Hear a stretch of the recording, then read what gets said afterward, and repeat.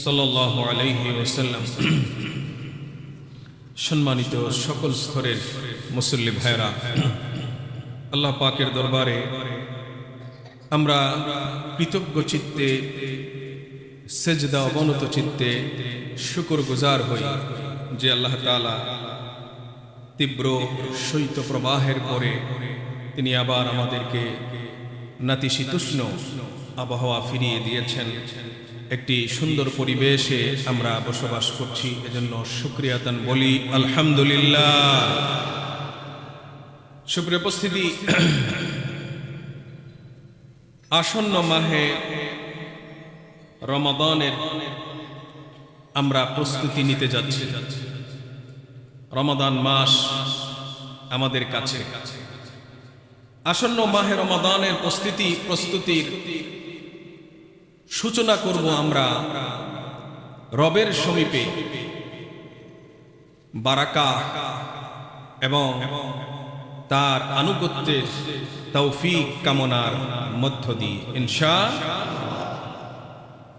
এজন্য আমরা যেহেতু পবিত্র 4টি মাস, আল্লাহ তাআলার কাছে সম্মানিত 4টি মাস, যে মাসগুলোর কথা নবী করিম সাল্লাল্লাহু আলাইহি ওয়াসাল্লাম বাই নেম উল্লেখ করেছেন, সেই মাসগুলোর একটি মাস হচ্ছে রজব মাস।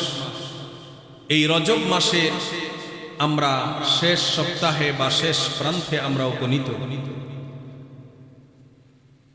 যে রজনী আসছে সেই রজনী সম্ভাব্য ইসরা এবং মেরাজের রজনী। আমরা ইসরা এবং মেরাজের ঘটনা এবং এই ঘটনার প্রভাব আমাদের জীবনে কি সেটা আমরা জানব ইনশাআল্লাহ। তো যেহেতু রমজান মাস আসন্ন, আর রাসূলের হাতে গড়া প্রিয় সাহাবীগণ তারা রমজান মাস আসার আগেই, রমজান মাস আসলে তারা যেন ইবাদতের সৌভাগ্য অর্জন করতে পারেন, তৌফিক যেন আল্লাহ পাকের পক্ষ থেকে তারা লাভ করেন, এজন্য তারা যে দোয়াটা করতেন, আমরা সেই দোয়া দিয়ে আজকে আমাদের আলোচনা শুরু করব ইনশাআল্লাহ। সকলেই আমার সাথে পড়েন, আল্লাহুম্মা বারিক লানা ফি রজব ওয়া শাবান ওয়া বাল্লিগনা রমাদান আল্লাহুম্মা আমিন। এই দোয়ার অর্থ হলো যে হে আল্লাহ, তুমি রজব মাস এবং শাবান মাসে তুমি আমাদের উপরে বারাকা দান করো। বারাকা এমন একটা শব্দ, যে শব্দ আপনার আমার জীবনের সব কিছুকেই অন্তর্ভুক্ত করে। জীবনের এমন কোনো জিনিস নাই যেটা বারাকার বাহিরে, সবকিছুতেই যেন আল্লাহ তাআলা বারাকা দান করেন। এজন্য এই দোয়া, হে আল্লাহ, রজব এবং শাবান মাসে তুমি আমাদের উপরে বারাকা দান করো এবং রমাদান পর্যন্ত আমাদেরকে পৌঁছে দাও, অর্থাৎ শারীরিক মানসিক তুমি শক্তি এবং তৌফিক দান করো, যেন ইবাদতের বসন্তকালে যেন আমরা তোমাকে স্মরণ করে ইবাদত করতে পারি। বলেন আলহামদুলিল্লাহ। সুপ্রিয় উপস্থিতি, রজব মাস উপলক্ষে আমাদের আলোচনা প্রতি বছরই থাকে, বছরও থাকবে। আজকে রাত্রেও আলোচনা হবে এবং দোয়া হবে। যদিও আমরা জানি যে রজব মাস উপলক্ষে সহি হাদিস মোতাবেক বিশেষ কোনো নামাজ, বিশেষ কোনো জিকির আজকার নেই।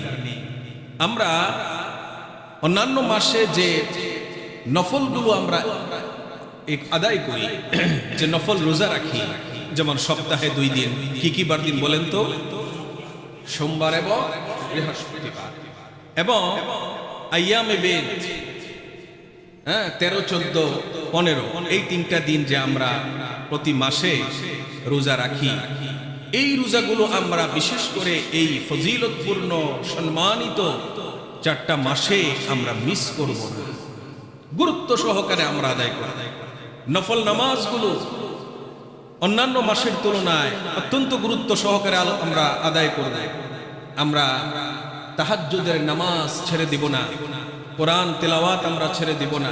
এবং বিশেষ করে এই 4টি মাসে, রজব মাস সহ, আমরা গুনাহের কাছ থেকে যথাসম্ভব নিজেকে বিরত রাখার চেষ্টা করব। কারণ এই 4টা মাসকে আল্লাহ রাব্বুল আলামিন সম্মানিত করার অর্থ হলো যে এই মাসে যদি কোনো বান্দা জেনে বুঝে গুনাহ করে, তাহলে তার গুনাহটা অন্য মাসের তুলনায় অনেক বেশি হবে। নাউজুবিল্লাহ বলি।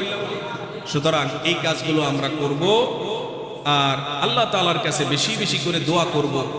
রমাদানের যে ইবাদতের বসন্তকাল, সওয়াবের যে বসন্তকাল, যার প্রতিটি মুহূর্তের মধ্যে আল্লাহ পাক সওয়াব রেখে দিয়েছেন, ওই রমাদান মাসে যেন সুস্থতার সাথে আমরা আল্লাহ পাকের বন্দিগি যেন করতে পারি, এবং রোজাগুলো যেন আমরা সহি সালামতে পালন করতে পারি, তারাবির নামাজ যেন পড়তে পারি। অর্থাৎ ইবাদত বলতে যা বুঝায়, আমরা যেন আল্লাহ পাকের আনুগত্য করে বাকি 11টি মাস যেন আল্লাহ পাকের আনুগত্যের মধ্যে আমরা গুজরান করতে পারি। এই দোয়া আমরা বেশি বেশি করব। রজব এবং কোন মাসে বলেন তো? শাবান। এই 2 মাসে আমরা বেশি বেশি করব। সুপ্রিয় উপস্থিতি, রাসূল করিম সাল্লাল্লাহু আলাইহি ওয়াসাল্লাম কে আল্লাহ তাআলা তার লক্ষ লক্ষ পয়গম্বরদের মধ্যে প্রেরণের দিক থেকে আল্লাহ তাআলা সর্বশেষ মেসেঞ্জার হিসেবে, সর্বশেষ বার্তাবাহক হিসেবে আল্লাহ তাআলা প্রেরণ করেছেন। আমাদের নবীর মর্যাদা নিয়ে বহু আলোচনা আমরা শুনেছি। আমাদের নবীর অন্যতম একটি মর্যাদার বিষয় হচ্ছে যে আল্লাহ পাক লক্ষ লক্ষ নবীদের মধ্য থেকে যাকে, আমাদের নবীকে এই মর্যাদাটা দিয়েছেন, সেটা হলো যে আল্লাহ তাআলা তাকে ইসরা এবং মেরাজের সৌভাগ্য আল্লাহ তাআলা তাকে দান করেছেন। আলহামদুলিল্লাহ বলি। এবং এটা শুধুমাত্র, কেবলমাত্র, একমাত্র আমাদের নবীর জন্যেই আল্লাহ তাআলা ঘটিয়েছেন। এটা আমাদের নবীর একটা মুজিজা, এটা আমাদের নবীর একটা অনন্য বৈশিষ্ট্য। এই বৈশিষ্ট্য আল্লাহ তাআলা আর কোন নবীকে দান করেন না। আল্লাহ তাআলা তাকে সেই রাতে বেহেশত পরিভ্রমণ করিয়েছেন। দুজকের ভয়াবহ অবস্থা সচক্ষে দেখার আল্লাহ তাআলা তাকে সুযোগ করে দিয়েছেন। যে কলম সমগ্র সৃষ্টিরাজির ভাগ্য লিপিবদ্ধ করছে, সেই কলম কিভাবে কাজ করছে আল্লাহ পাক তাকে দেখার সুযোগ করে দিয়েছেন। এবং এই পরিভ্রমণের মধ্যে অনেক দিন সময় লেগেছে, কিন্তু আল্লাহ পাক যেহেতু সময়ের মালিক, সময়ের নিয়ন্ত্রক, এই জন্য আল্লাহ পাক এই সময়টাকে তিনি আটকে দিয়েছিলেন। এবং রাসূল করিম সাল্লাল্লাহু আলাইহি ওয়াসাল্লাম মেরাজে যে বিছানা থেকে উঠে গিয়েছিলেন, সেই বিছানার উষ্ণতা আবার ফিরে পেয়েছেন। ঘরের দরজার কড়া নড়তে ছিল, তিনি এসে আবার সেটা দেখেছেন। সুবহানাল্লাহ বলবেন না? এজন্যই আল্লাহ পাক এই যে অলৌকিক ঘটনাটা তিনি তার নবীর মাধ্যমে ঘটিয়েছেন, এই ঘটনাকে আল্লাহ পাক কোরআনে কারীমে সূরাতুল ইসরা, যেটা আমাদের কাছে যে কোরআনে মাজিদ আছে, সেই কোরআনে মাজিদের মধ্যে সূরার নাম লেখা হয়েছে সূরা বনি ইসরাঈল, কিন্তু এই সূরার বিশুদ্ধতম নাম হচ্ছে সূরাতুল ইসরা। এই সূরাতুল ইসরার প্রথম আয়াতেই আল্লাহ পাক এই ঘটনার প্রতি ইঙ্গিত দিয়েছেন, এবং ঘটনাটা বর্ণনা করার প্রাক্কালেই আল্লাহ পাক বলছেন যে এটা আমার মহা কুদরতের এক উজ্জ্বল নিদর্শন বা দৃষ্টান্ত। এটা তোমাদের ব্রেইনে, তোমাদের যে ক্ষুদ্র ব্রেইন, এটা তোমাদের ব্রেইনে যদি ধরা নাও পড়ে, তাহলে মনে করবা যে এটা পবিত্র এবং মহিমাময় আল্লাহ পাকের এক কুদরতের নিদর্শন। এই জন্যই আল্লাহ পাক যে ওয়ার্ড ব্যবহার করেছেন, আল্লাহ পাক প্রথমেই বলেছেন সুবহান। বলেন তো সুবহান। এই যে আমরা বলি না সুবহানাল্লাহ, সুবহান। আল্লাহ তাআলা বলেন সুবহানাল্লাযী আসরা বিআবদিহি লাইলাম মিনাল মাসজিদিল হারামি ইলাল মাসজিদিল আকসা আল্লাযী বারাকনা হাওলাহু লিনুরিয়াহু মিন আয়াতিনা ইন্নাহু হুয়াস সামিউল বাসীর। চিৎকার দিয়ে বলেন আল্লাহু আকবার। এই সময় যদি আল্লাহু আকবার না বলি তাহলে কোন সময় বলবো? আবার বলেন তো, আল্লাহু আকবার। এটা আল্লাহু আকবার বলার জায়গা।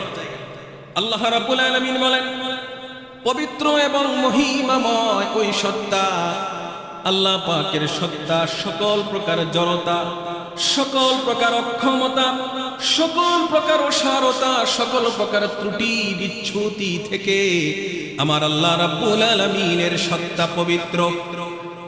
পৃথিবীর সবকিছুর মধ্যে ত্রুটি বিচ্যুতি আছে, কমতি আছে, কিন্তু আমার আল্লাহ পাকের জাতের মধ্যে, তার সিফাতের মধ্যে, তার কুদরতের মধ্যে কোন প্রকার কমতি, কোন প্রকার অক্ষমতা, কোন প্রকার জড়তা নেই।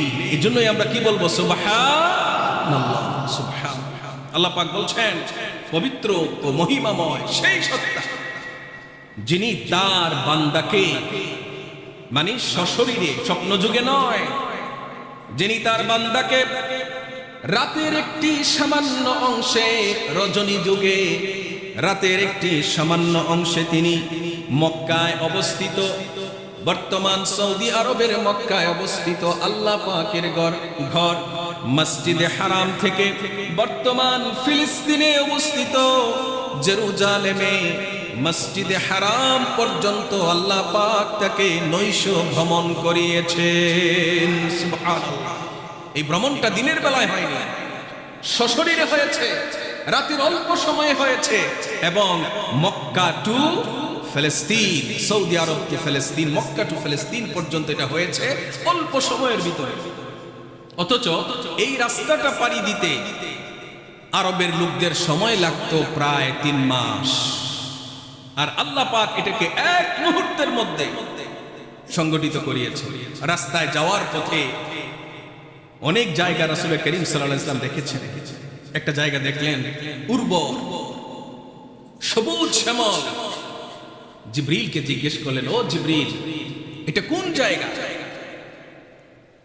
জিবরিল আলাইহিস সালাতু ওয়াস সালাম বললেন, নবী, এটা ওই জায়গা, কিছুদিন পর আপনি এই জায়গায়, মক্কা ছেড়ে আপনি এই জায়গায় আসবেন। সুবহানাল্লাহ। তখন এর নাম ছিল ইয়াসরিব। কি ছিল বলেন তো? ইয়াসরিব। ইয়াসরিব শব্দটা ভালো নয়। নবী করিম সাল্লাল্লাহু আলাইহি ওয়াসাল্লাম মদিনায় তার পবিত্র কদম মুবারক রাখলেন, আর আল্লাহ পাক মদিনার আনাচে কানাচে বরকত দিয়ে ভরপুর করে দিলেন। সুবহানাল্লাহ। নবীর আগমনের পর সেই ইসরাব আর ইসরাব থাকেনি, সেটা হয়ে গিয়েছে মদিনাতুর রাসূল, আমাদের প্রিয় রাসূলের শহর। যে মদিনার ব্যাপারে আমরা কত সঙ্গীত শুনি, কত গান শুনি, ঠিক কিনা ভাই? কত মদিনার প্রতি আমাদের মনের যে আকর্ষণ, মনের যে টান, এটা ইমানদার মাত্রেরই এই টান থাকা স্বাভাবিক, ঠিক কিনা ভাই? এমনও হয়েছে আল্লাহর অনেক বান্দা মদিনায় গিয়েছেন, মদিনায় যতদিন ছিলেন, মদিনা শহরের এরিয়ার ভিতরে তিনি কোনো প্রাকৃতিক ডাকে সাড়া দেন নাই। তিনি মদিনার এরিয়া পার হয়ে তিনি প্রকৃতির ডাকে সাড়া দিয়েছেন। রাসূলের প্রতি তার এই সম্মান। এমন আল্লাহর অসংখ্য বান্দা আছে মদিনায় গিয়ে, আমি গত রমজানেও দেখেছি, তারা জুতা পরে না, কারণ তারা মনে করে এই সেই ভূমি, এই সেই মাটি, এই সেই বালিকণা যেখানে আমার নবীর পদধূলি লেগে এটা ধন্য হয়েছে। সুবহানাল্লাহ, সুবহানাল্লাহ। প্রিয় ভাইয়েরা আমার, আল্লাহ পাক মক্কা থেকে তিনি তার নবীকে 3 মাসের পর আল্লাহ পাক মুহূর্তের মধ্যেই তিনি ভ্রমণ করান। আল্লাহ রাব্বুল আলামিন বাইতুল মাকদিস, বর্তমান জেরুজালেমের পরিবেশ সম্পর্কে আল্লাহ পাক বলেন, আল্লাযী বারাকনা হাওলা, এটা সেই শহর এটা সেই জায়গা যা পরিবেশে আমি বারাকা দিয়ে ভরপুর করে দিয়েছি। আপনারা জানেন অসংখ্য অগণিত নবী কবর রয়েছে এর আশেপাশে, এবং এই যে বারাকা, এই বারাকার একটা বস্তুগত বিষয়ও আছে, যে বিষয়টা আমরা এখনো পর্যন্ত টের পাইনি। কিন্তু এই ইসরায়েলকে, এই ফিলিস্তিনকে দখল করার জন্য আমেরিকা সহ গোটা ইহুদি খ্রিস্টান জগৎ যে মরিয়া হয়ে আছে, এর পিছনে রহস্য আছে। এই রহস্য হয়তো আমরা পরে হয়তো জানতে পারবো। আল্লাহ পাক কোরআনে বলছেন বারাকা আছে, তাহলে বারাকা কি শুধু নবীদের কবর? না, এখানে নিশ্চয়ই বস্তুগত কোনো বারাকা আছে, যে বারাকার কথা ইতিমধ্যেই আমরা ইঙ্গিত পাচ্ছি, কিন্তু হয়তো অদূর ভবিষ্যতে আমরা সেটা জানতে পারব। আল্লাহ রাব্বুল আলামিন বলেন, আমার বান্দাকে আমি রাতের অল্প সময়ে ভ্রমণ করালাম। কেন ভ্রমণ করালাম? আল্লাহ পাক কোরআনে কারীমে যা বলেছেন, এটা বলার আগে ইতিহাস থেকে আমাদেরকে সংক্ষেপে দুই একটা কথা শুনতে হবে। আল্লাহর নবী মক্কায় তিনি ইসলাম প্রচার করছিলেন, কিন্তু মক্কার লোকেরা আমাদের নবীকে ওয়েলকাম করে নাই, আমাদের নবীকে স্বাগতম জানায় নাই। নবীকে এহেন কোনো কষ্ট নাই, এমন কোনো অত্যাচার নির্যাতন নাই যা মক্কার লোকেরা আমাদের নবীর উপরে করে নাই। ঠিক কিনা ভাই? নবীর উপরে এমন কোনো অপবাদ নাই যা তারা দেয় নাই। নবীর গায়ে তারা হাত তুলেছে, তিনি যখন দাওয়াত দিতেন তার মুখে তারা থুতু মেরেছে, এবং তিনি আল্লাহর কুদরতের পায়ে সিজদারত অবস্থায় উটের বিশাল ভুঁড়ি নবী করিম সাল্লাল্লাহু আলাইহি সাল্লামের ঘাড়ের উপরে তারা চাপিয়ে দিয়েছে। নবী করিম সাল্লাল্লাহু আলাইহি সাল্লাম যখন বুঝতে পারলেন যে এই মক্কার লোকেরা, আমি যতই তাদেরকে দাওয়াত দিচ্ছি ততই তাদের উদ্যতা, ততই তাদের বেয়াদবি বেড়েই যাচ্ছে, তিনি চিন্তা করলেন হয়তো তারা একদিন বুঝবে, দেখি তো আমি একটু স্থান পরিবর্তন করে আল্লাহর নবী মক্কা থেকে ৮০-৮৫ কিলোমিটার দূর, বর্তমান তায়েফ যারা গিয়েছেন তারা জানেন, সেই তায়েফের দিকে নবী করিম সাল্লাল্লাহু আলাইহি ওয়াসাল্লাম তিনি পা বাড়ালেন। বুক ভরা আশা নিয়ে যে তায়েফের মানুষগুলো তার কথা শুনবে, কিন্তু ফল হলো উল্টো। আল্লাহর নবীর কথা তো তারা শুনেই নাই, বরং নবীকে তারা শারীরিকভাবে আঘাত করে জর্জরিত করে দিয়েছে। এই নবীর পবিত্র নুরানি বদনে তারা পাথর মেরে নবীকে জর্জরিত করেছে, শরীরের চামড়া ফেটে গিয়ে রক্তাক্ত হয়েছে নবীর জামা, রক্তাক্ত হয়েছে নবীর পা মুবারক, কদম মুবারক, এমনকি দুটো পাদুকা নবীর পায়ের সাথে মিশে গিয়েছিল তার রক্তের কারণে। এজন্যই ভাইয়েরা আমার, আমরা যখনই কোনো পাথর দেখি তখনই মনে হয় এমন পাথর দিয়ে মানবতার বন্ধু বিশ্বনবী মুহাম্মদুর রাসূলুল্লাহ সাল্লাল্লাহু আলাইহি ওয়াসাল্লামের পবিত্র বদনে আঘাত করা হয়েছে। প্রিয় বন্ধুগণ, তায়েফবাসী নবী করিম সাল্লাল্লাহু আলাইহি ওয়াসাল্লামের ডাকে সাড়া দিল না, শারীরিকভাবে চরম নির্যাতন তাকে করলো। রক্তাক্ত বদনে নবী করিম সাল্লাল্লাহু আলাইহি ওয়াসাল্লাম যখন তিনি চরম পরিস্থিতির সম্মুখীন, আল্লাহ রাব্বুল আলামিনের পাহাড় নিয়ন্ত্রক ফেরেশতারা এসে জিজ্ঞেস করলো, নবী গো, আমরা পাহাড় নিয়ন্ত্রণের দায়িত্বে আছি, এই তায়েফ অঞ্চলটা বিশাল দুইটা পাহাড়ের মাঝে অবস্থিত, আপনি শুধু একবার বলুন, দুইটা পাহাড়কে একত্রিত করে তাদেরকে ধুলির সাথে মিশিয়ে দেই। আল্লাহ নবী বলেন, আমি পৃথিবীতে রহমত হয়ে এসেছি, মানুষের জন্য বদদুয়া নিয়ে আসি নাই, মানুষের জন্য লানত হয়ে আমি আসি নাই। তিনি বরং আল্লাহ তাআলার কাছে দোয়া করলেন, হে আল্লাহ, আমার এই সম্প্রদায় আমাকে চিনতে পারে নাই, বুঝতে পারে নাই, রব্বুল আলামিন, আয় আল্লাহ তাআলা, তুমি তাদের কপালে হেদায়েত নসিব করে দাও এবং তাদের ওরস্তকে এমন সন্তান তুমি দিয়ে দাও যারা কালিমা তাইয়্যিবার ঝান্ডাবাহী হয়ে যাবে। দোয়া কবুল হয়েছে কিনা? কি বলেন, হয়েছে কিনা? আল্লাহ নবী তায়েফের জন্য বদদুয়া করে নাই, আল্লাহ নবী তায়েফের মাটিতে দাঁড়িয়ে যে দোয়া করেছে, সেই দোয়ার ফসল যদি দেখতে চান, তাহলে যারা হজ বা উমরায় যাচ্ছেন বা গিয়েছেন, তারা যারা দেখেছেন বা দেখবেন, সেই দোয়ার ফসল নিজের চোখে দেখতে পাবেন ইনশাআল্লাহ। প্রিয় বন্ধুগণ, এরপরে আসুন, আল্লাহর নবী মক্কায় ফিরে আসলেন। নির্যাতন এবং বৎসনার মাত্রা আরো বেড়ে গেল। সেই সাথে বাহিরে তিনি নির্যাতিত হলে ঘরে তিনি এসে যে প্রশান্তি পেতেন, মা খাদিজা, আল্লাহ তাআলা মা খাদিজাকে তিনি উঠিয়ে নিলেন। বাহিরের চরম নির্যাতনের মুখে ঢাল হয়ে যিনি দাঁড়াতেন, তার চাচা, নামটা কি বলেন তো? আবু তালেব। আল্লাহ তাআলা আবু তালেবকে নিয়ে গেলেন 21 বছর। এজন্য ইতিহাসে নবী করিম সাল্লাল্লাহু আলাইহি ওয়াসাল্লামের উপরে সেই বৎসরটা ছিল অত্যন্ত ভারী। সেই বৎসরটা ছিল চিন্তার বৎসর, দুশ্চিন্তার বৎসর, পেরেশানির বৎসর, আমুল হুজুন। এই জন্যই আল্লাহ রাব্বুল আলামিন একদিকে নবী করিম সাল্লাল্লাহু আলাইহি ওয়াসাল্লাম শারীরিকভাবে বিপর্যস্ত, অন্যদিকে তিনি মানসিকভাবে ভগ্ন হৃদয়ের অধিকারী।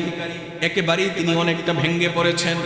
আল্লাহ পাক দাওয়াতি ময়দানে তার তৎপরতায় সচেতনতা আনার জন্য, কিছুটা রিফ্রেশ করার জন্য আল্লাহ রাব্বুল আলামিন জমিন এবং আসমান এবং তার আরশে আজিমের ভ্রমণের ব্যবস্থা করে দেন। সুবহানাল্লাহ। ইতিহাসে এটাকেই সংক্ষেপে বলা হচ্ছে ইসরা এবং মিরাজ। সুবহানাল্লাহ বলেন। আল্লাহ রাব্বুল আলামিন নবী করিম সাল্লাল্লাহু আলাইহি ওয়াসাল্লাম কে তিনি কেন ভ্রমণ করালেন? আমাদের সমাজেও আছে বিষয়টা। কোনো ব্যক্তি যখন খুব বেশি ভেঙ্গে পড়ে, তার মনটা যখন ভেঙ্গে খান খান হয়ে যায়, তখন আমরা তাকে নিয়ে কি করি? আমরা একটু ঘোরাঘুরির ব্যবস্থা করি, একটু ভালো জায়গায় নিয়ে যাই, নির্মল, শান্ত, সুন্দর, সবুজ শ্যামলিমায় আমরা তাকে ঘোরাঘুরির ব্যবস্থা করে দিই। আল্লাহ পাক সেই ব্যবস্থাটাই করলেন। আল্লাহ পাক বলছেন, আমি কেন ব্যবস্থা করলাম? লিনুরিয়াহু মিন আয়াতিনা ইন্নাহু হুয়াস সামিউল বাসীর। আল্লাহ পাক বলছেন, লিনুরিয়াহু মিন আয়াতিনা, আমি এই ভ্রমণের ব্যবস্থা করলাম কেন? আমার নবীকে আমার যে কুদরতের নিদর্শন, কিভাবে রাত হয়, কিভাবে দিন হয়, কিভাবে বসন্ত আসে, কিভাবে শীতকাল, কিভাবে গরমকাল, এবং এই বিশ্ব পরিচালনায় আল্লাহ পাকের কুদরত কিভাবে কাজ করে, আল্লাহর নবীকে সচক্ষে তা দেখানোর জন্য আল্লাহ তাআলা এই ভ্রমণের ব্যবস্থা করে দিলেন। সুবহানাল্লাহ। আল্লাহ পাক বলছেন, লিনুরিয়াহু মিন আয়াতিনা ইন্নাহু হুয়াস সামিউল বাসীর। আল্লাহু আকবার। আল্লাহ পাক তার নবীকে তার কুদরতের নিশানা আল্লাহ পাক দেখার সুযোগ করে দিয়েছেন। কি কি তিনি দেখেছেন এবং আমাদের জন্য কি বার্তা তিনি নিয়ে এসেছেন, এগুলো ইনশাআল্লাহ আমরা অন্য একদিন বলবো ইনশাআল্লাহ। এই ইসরা এবং মেরাজের যে ঘটনা, এটা শুধু আমাদের কামকে, আমাদের শ্রবণ শক্তিকে সান্ত্বনা দেওয়া বা মজা দেওয়ার জন্যই এই ঘটনা কোরআনে কারীমে বর্ণিত হয়নি, বরং এর পিছনে বিরাট লক্ষ্য এবং উদ্দেশ্য রয়েছে। আমরা যদি সূরা ইসরা তিলাওয়াত করি, তাহলে আমরা সেই লক্ষ্য উদ্দেশ্যের কিছুটা আমরা জানতে পারি। সূরা ইসরার মধ্যে ইসরা এবং মেরাজের শিক্ষা নিয়ে কিছু ইঙ্গিত দেওয়া হয়েছে।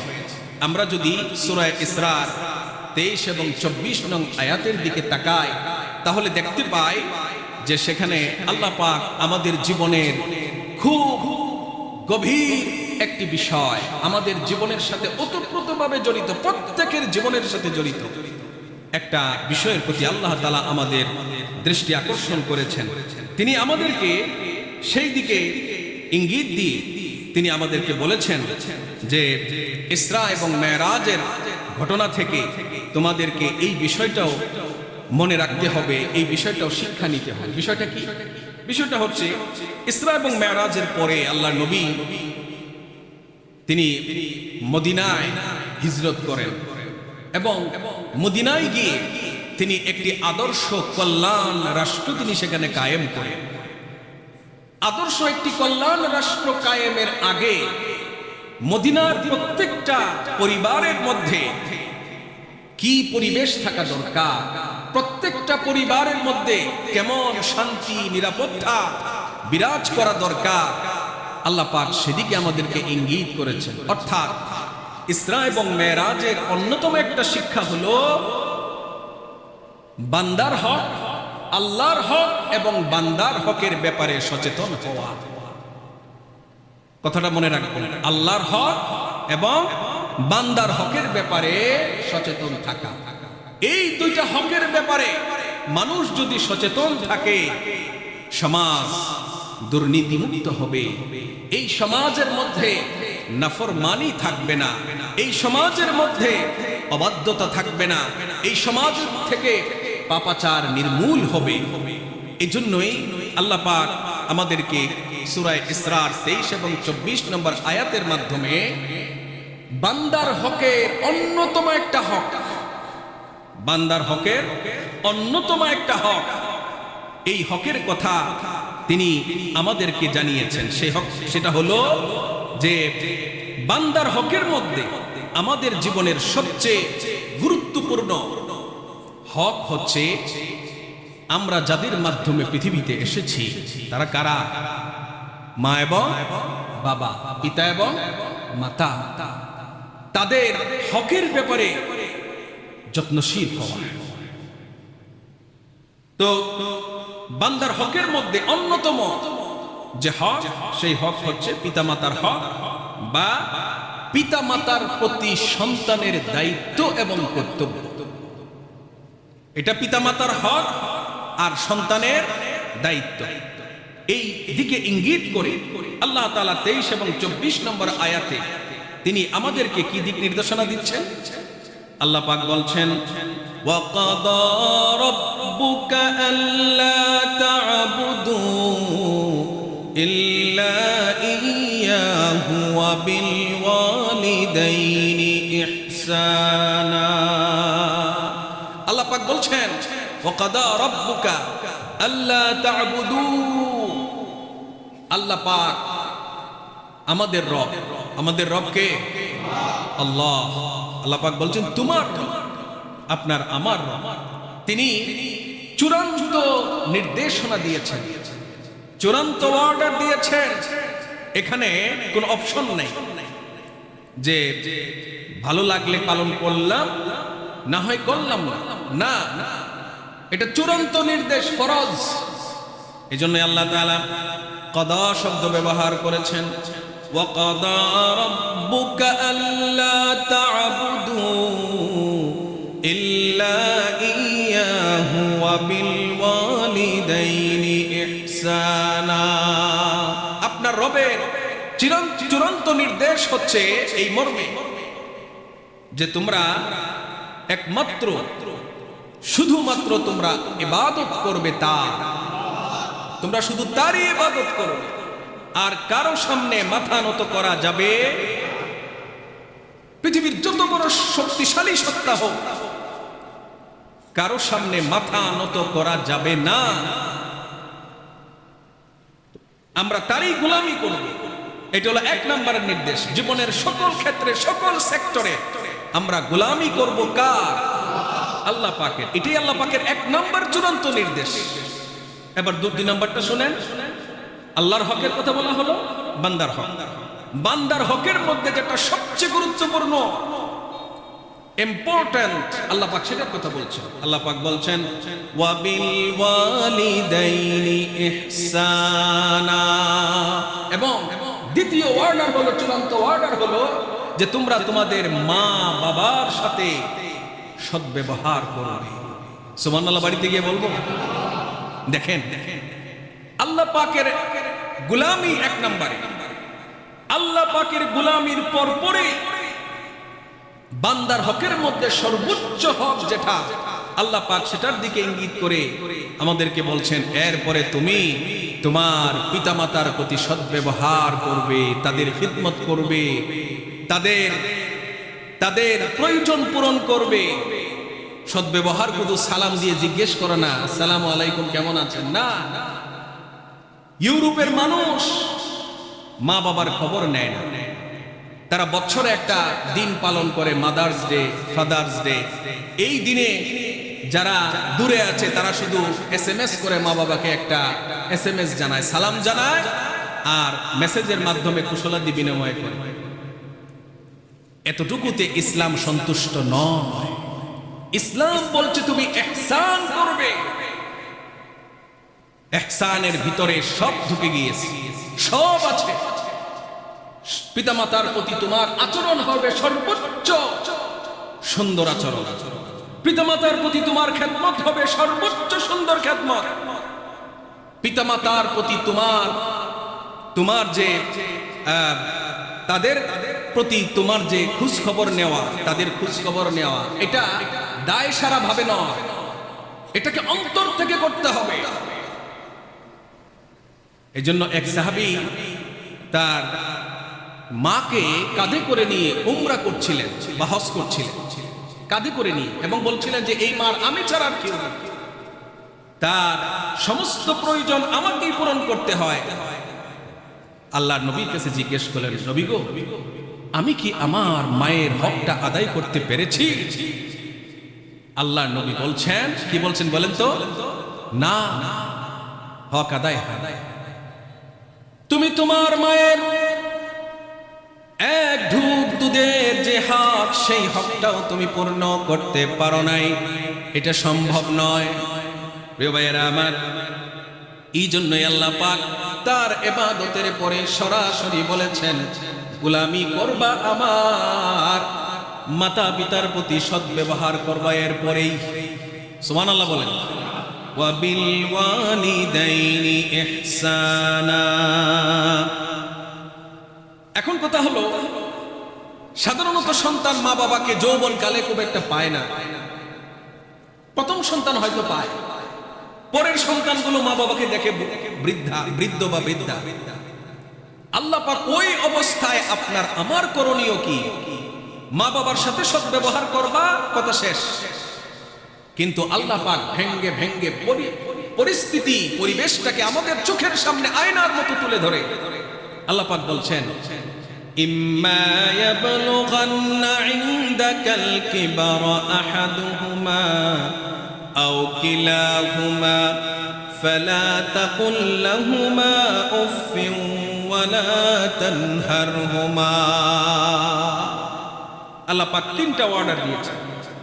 পিতামাতার দুইজনে অথবা দুইজনের কোন একজন যদি বার্ধক্যে তোমার কাছে থাকে, বুড়া মা বাবা, বুড়া মানুষ, সকালের কথা দুপুরে মনে থাকে না, উঠলে বসতে পারে না, বসলে উঠতে কষ্ট হয়, কোমরে সমস্যা, হাঁটুতে সমস্যা, দাঁড়িয়ে নামাজ পড়তে পারে না, ডায়াবেটিস, কিডনি নষ্ট, হার্টের সমস্যা, বার্ধক্যের কারণে জটিল ও কঠিন রোগগুলো এসে তার দেহের মধ্যে বাসা বেঁধেছে। এটাই তো বার্ধক্যের চিত্র। আল্লাহ পাক বলেন, বার্ধক্যে এমন অসহায় অবস্থায় তোমার মা অথবা তোমার বাবা যদি তোমার কাছে থাকে, সন্তান রে, অবহেলা করো না, অবহেলা করো না। তিনটা নির্দেশ সন্তান তোমার প্রতি শোনো। ফালা তাকুল লাহুমা উফ।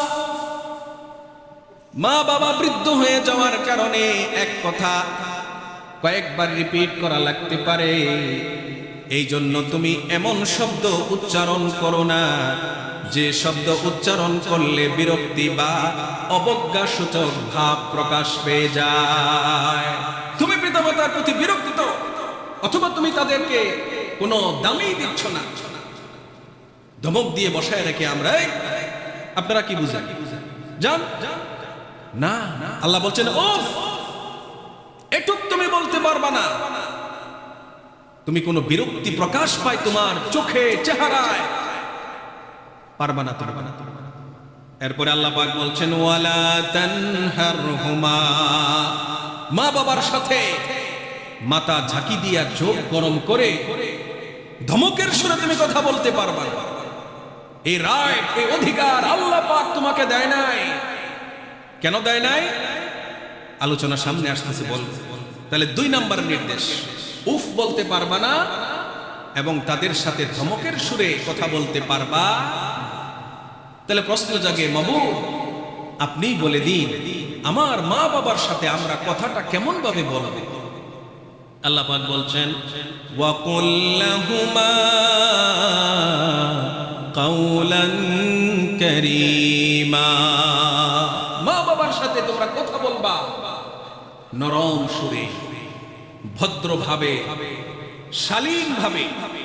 বাংলা ভাষায় ভদ্রতা এবং শালীনতা চূড়ান্ত যে রূপ, চূড়ান্ত যে প্রকাশ, তোমার সেই প্রকাশটাই তোমার মা বাবার সামনে করবা। প্রিয় বন্ধুগণ, এরপরে আল্লাহ পাক আরেকটা বিষয় আল্লাহ রাব্বুল আলামিন নির্দেশ দান করছেন। আল্লাহ পাক বলছেন, ওয়াখফিদ লাহুমা জানাহায-যুল্লি মিনার রাহমা, আর পিতামাতার জন্য তুমি তোমার দয়া এবং মায়ার যে পাখা, এটা তুমি তোমার মা বাবার সামনে বিছায় দিবা। আচ্ছা বলেন তো, আমাদের পাখা আছে? আমাদের তো পাখা নাই। আল্লাহ পাক অন্য সৃষ্টিকে পাখা দিয়েছেন। একটু খেয়াল করে একটা উদাহরণ দিচ্ছি। দেখবেন হাঁস মুরগি কয়েকটা বাচ্চা নিয়ে বের হয়েছে খাবারের সন্ধানে, হঠাৎ করে গাছের ডালে বড় কাক বা শুকন বা এই ধরনের কোনো কিছু যা ছু মেরে বাচ্চা নিয়ে যায়। আপনারা দেখবেন এই ধরনের কোনো কিছু আশঙ্কা করলে মুরগি বা মা হাঁস তার বাচ্চাদেরকে বিশেষ আওয়াজ দিয়ে সংকেত দেয় এবং তৎক্ষণাৎ বাচ্চাগুলো মায়ের 2 পাখার নিচে চলে আসে। সুবহানাল্লাহ বলবেন না? আল্লাহ রাব্বুল আলামিন এই বিষয়টাকে ধার করে তিনি আমাদেরকে বোঝাচ্ছেন, একটা সময়ে মা এবং বাবা তাদের আদর স্নেহের ডালা তোমাদের জন্য, পাখা তোমাদের জন্য বিছিয়ে দিয়েছিল। তোমরাও তোমাদের সদ্ব্যবহার, তোমাদের সদয় যে ভাব মনোভাব, এর পাখা তোমরা বিছিয়ে দিবা। কোন ধরনের রূঢ়তা, রুক্ষতা মা বাবার সামনে দেখানো যাবে না। ওয়াকফিদ লাহুমা জানাহায-যুল মিনার রাহমা, আর মা বাবার জীবদ্দশায় এবং তাদের মৃত্যুর পরেও তুমি সন্তান হিসেবে সব সময় তুমি দোয়া করবা তার জন্য। আমরা বাংলায় কথা বলি, ভারত পাকিস্তানের লোকেরা হিন্দি বা উর্দুতে কথা বলে, আরো ভাষা আছে। মানব জাতির মধ্যে কেউ কেউ ইংরেজিতে কথা বলে, বিশাল একটা মানব গোষ্ঠী আরবি ভাষায় কথা বলে। আল্লাহ সেই ভাষায় কোরআন নাজিল করেছেন। আপনার মা এবং বাবার জন্য কোন দোয়াটা করলে আল্লাহ পাকের আরশে গিয়ে আঘাত করবে, সেই দোয়াটা আল্লাহ পাক অ্যাপ্রোপ্রিয়েট ওয়ার্ড চুজ করে আল্লাহ তাআলা আপনাকে আমাকে শিখিয়ে দিয়েছেন। আলহামদুলিল্লাহ বলি। আমার সঙ্গে সঙ্গে পড়ুন, রব্বিরহামহুমা কামা রব্বায়ানি সগীরা। আরেকবার বললে খারাপ লাগবে, আবার পড়ে, রব্বিরহামহুমা কামা রব্বায়ানি সগীরা। আল্লাহু আকবার। আল্লাহ পাক বলছেন, বান্দা তুমি এইভাবে দোয়া করো। আমরা হয়তো অন্য শব্দ চয়েস করতাম, কিন্তু আল্লাহ পাকের চয়েস দেখে আল্লাহ পাক বলছেন, বান্দা তুমি বলো রব্বিরহামহুমা, তুমি আমার মা বাবার উপরে দয়া করো, রহম করো, মায়া করো।